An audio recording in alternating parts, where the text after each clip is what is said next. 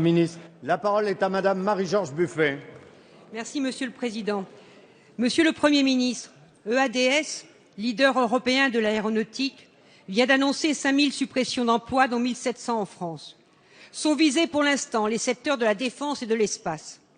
Pourquoi une telle saignée dans une entreprise qui regorge de commandes, telles les 18 Ariane 5, et dont les bénéfices ont augmenté de 36%? Le PDG, M. Tom Enders, se justifie. Pour lui, il s'agit de réorganiser pour améliorer la rentabilité du groupe, car, affirme-t-il, les investisseurs n'achèteront des actions EADS que si nos bénéfices et nos dividendes sont au moins comparables à ceux des entreprises du secteur. On ne licencie donc pas chez EADS parce que le groupe va mal, mais parce qu'il va bien. Pour assurer aux actionnaires un taux de rentabilité à 2 chiffres, on maltraite l'emploi et les talents qui ont fait de ce groupe ce bijou industriel reconnu dans le monde entier. Au nom de la libre concurrence, l'Europe a laissé les intérêts financiers à court terme prendre le dessus. Les États, eux, se sont retirés de la gouvernance du groupe.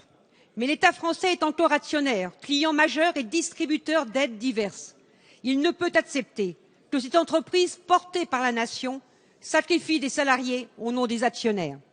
C'est pourquoi, Monsieur le Premier ministre, avec les salariés du groupe, nous vous demandons au nom de l'État actionnaire d'affirmer votre refus du plan présenté par la présidence du groupe, d'utiliser tous les leviers dont vous disposez pour préserver les emplois dans cette filière industrielle innovante, mais aussi de prendre les initiatives nécessaires auprès des États européens concernés, l'Allemagne, l'Espagne et le Royaume-Uni, pour reprendre l'initiative sur ce groupe dont l'intérêt stratégique est indiscutable. Je vous remercie.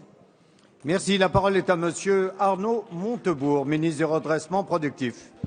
Monsieur le Président, Mesdames et Messieurs les députés, Madame la députée Marie-Georges Buffet, nous avons, comme vous, été surpris, c'est le moins qu'on puisse dire, par les annonces de ADS qui ont exposé que les nécessités de réorganiser les branches défense et spatiale justifieraient un certain nombre de suppressions d'emplois, notamment en France, mais également dans toute l'Europe. 1680 personnes sont concernées en France, 5800 sur la période 2014-2018 en Europe. C'est une entreprise qui, d'ailleurs, en raison du milliard de profits réalisés cette année sur 9 mois, qui, par ailleurs, a 7 années dans l'aéronautique civile de commandes garanties, qui s'apprête à embaucher 2000 personnes nouvelles sur la période 2014-2018, c'est-à-dire 800 embauches par an en France. Nous avons indiqué aux dirigeants, je l'ai fait au nom du gouvernement, qu'il était curieux et surprenant que ADS ne trouve pas les voies et les moyens pour éviter toute rupture de contrat de travail forcé et contraint pour des salariés qui peuvent parfaitement se reconvertir ou faire l'objet d'une formation, reconversion, dans le cadre interne de ADS.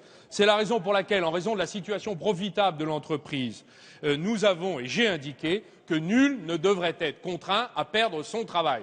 Nous considérons qu'il est normal qu'une entreprise s'adapte aux nécessités du marché, mais pas au détriment de la force humaine que constituent ces entreprises. Voilà pourquoi nous avons dit qu'il était absolument impensable qu'il y ait le moins de licenciements de salariés dans cette entreprise. Merci, Monsieur le